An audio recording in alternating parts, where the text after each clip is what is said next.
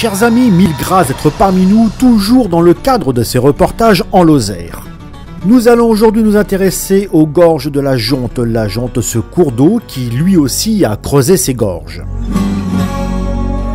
Nous sommes en surplomb du village de Méruès qui sera notre point de départ. Au gré des grottes et des panoramas, nous suivrons le cours de la Jonte jusqu'à Perrelot, là où la Jonte se jette dans le Tarn. Les textes sont de Sandra, la visite de Pauline et la réalisation R2M.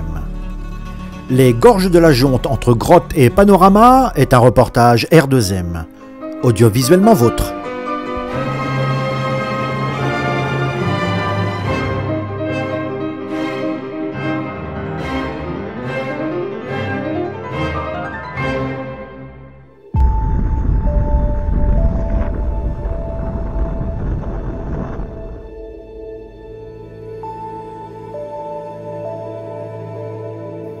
C'est de Méruès que débutera notre visite des gorges de la Jonte, au confluent de la Jonte et du Bétuzon, au pied de la tour de l'horloge, horloge communale depuis le XIVe siècle. La Jonte est un cours d'eau de plus de 38 km dont la source se trouve dans le massif du Mont Aigual. Mont Aigual que nous découvrirons dans une prochaine vidéo. À partir de Méruès, elle sépare le Causse Méjean au nord et le Causse Noir au sud, dans une série de gorges qui nous réservent de belles surprises. Le village de Méruès est un village typique de Lozère avec une douceur qui nous invite à parcourir ses rues. Mais commençons par emprunter ce petit passage qui nous mènera à la chapelle Notre-Dame du Rocher.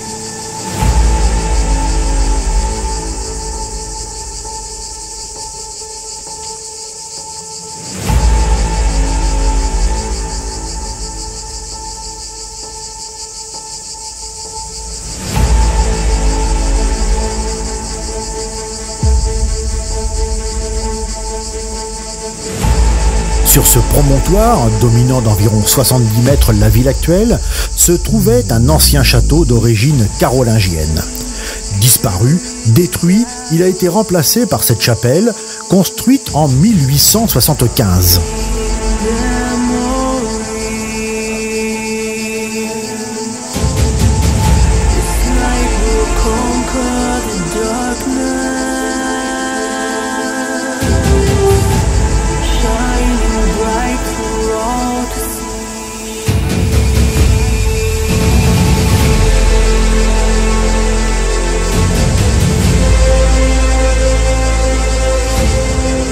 La ville de Méruès conserve des vestiges de ses fortifications. La tour de l'horloge que nous avons vue tout à l'heure, ou cette porte, la porte Méjeanne qui a résisté à la destruction des remparts vers 1632. Nous voilà maintenant dans le vieux quartier médiéval appelé la Ville.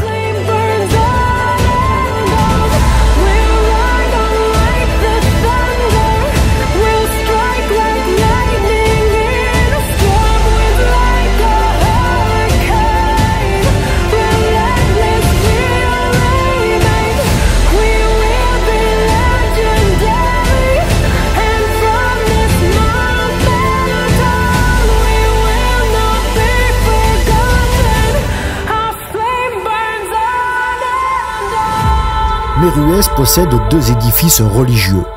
Voici tout d'abord l'église Saint-Pierre édifiée en 1663. Puis le temple protestant de 1837 et sa fameuse rotonde octogonale.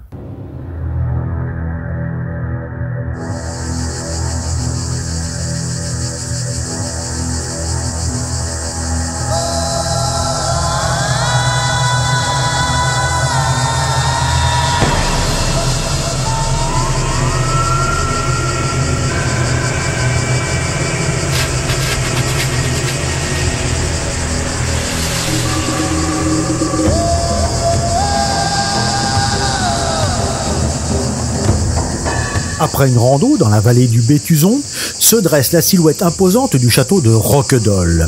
Nom dérivé de Roquedel qui signifie roche tendre, est un château assez bien conservé dans son ensemble.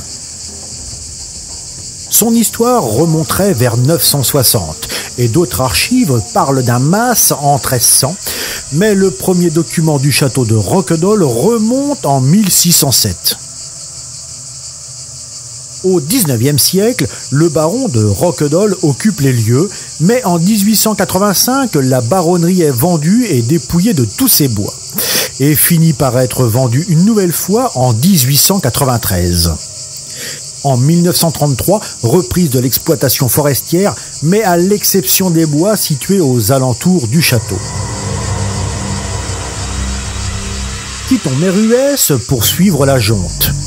La grotte d'Argilan s'ouvre sur le Causse Noir en bordure des gorges, offrant un panorama unique face aux parois abruptes du Causse Méjean.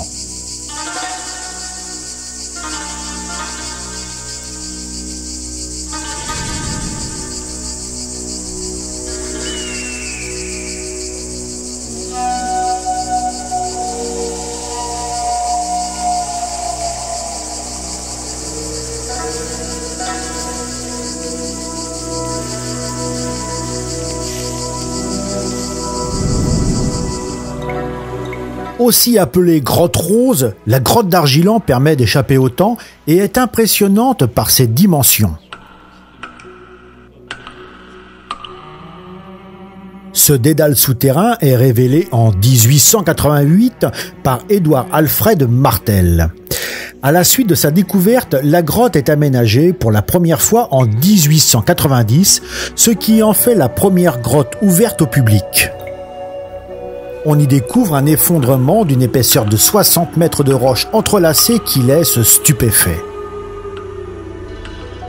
La visite de la grotte d'Argilan se poursuit dans l'ancien lit de la rivière souterraine avec une succession de salles aussi variées que concrétionnées.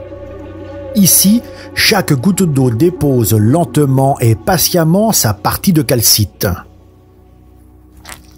Ces gouttes peuvent se faire sculpteurs de colonnes impressionnantes, de même qu'elles peuvent s'écouler le long des parois pour former de délicates draperies.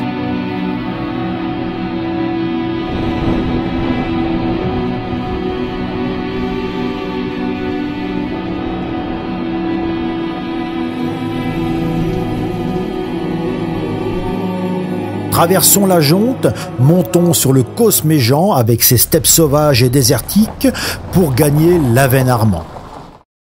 Dans cette grotte, nous allons pénétrer au cœur même d'une merveille de 30 millions d'années. C'est Louis Armand, forgeron au rosier, qui la découvre en premier en 1897 au cours d'une expédition conduite par Édouard Alfred Martel, encore lui, Martel, le père de la spéléologie. Alors nous n'allons pas entrer comme l'ont fait nos spéléologues le 19 septembre 1897, mais par un accès plus sécurisé et plus adapté. Véritable forêt de pierre, dense comme une forêt vierge, c'est une effusion de plus de 400 stalagmites.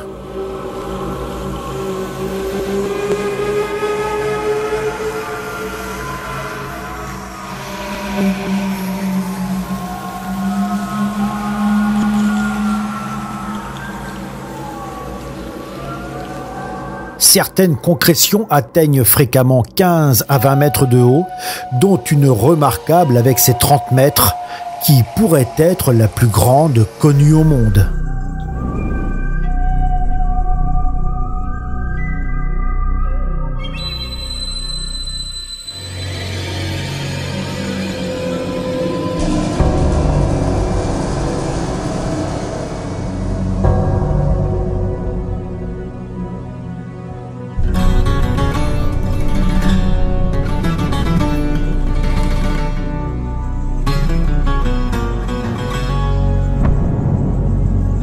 Et nous voici à Perrelot. C'est la fin des gorges de la Jonte, cette rivière que nous venons de suivre et qui se jette ici même dans le Tarn. Ce village, perché sur une hauteur, est à la frontière entre les régions du Languedoc-Roussillon et Midi-Pyrénées.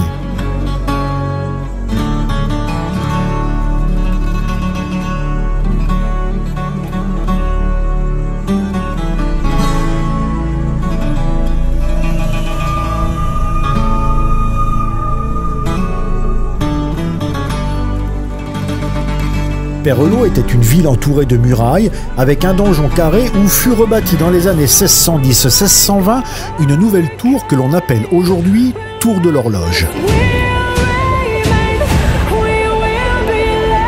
Le château de Triadoux, commencé en 1470, subit de nombreuses transformations au cours de son histoire.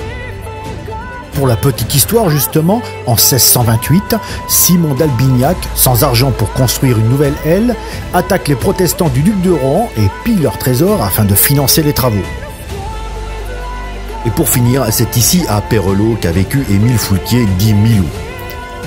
Comme Louis Armand, il était un acteur important dans le développement du tourisme dans sa région. Auparavant agriculteur, la passion de sa région le poussa à devenir guide lors des randonnées dans les gorges et les causses.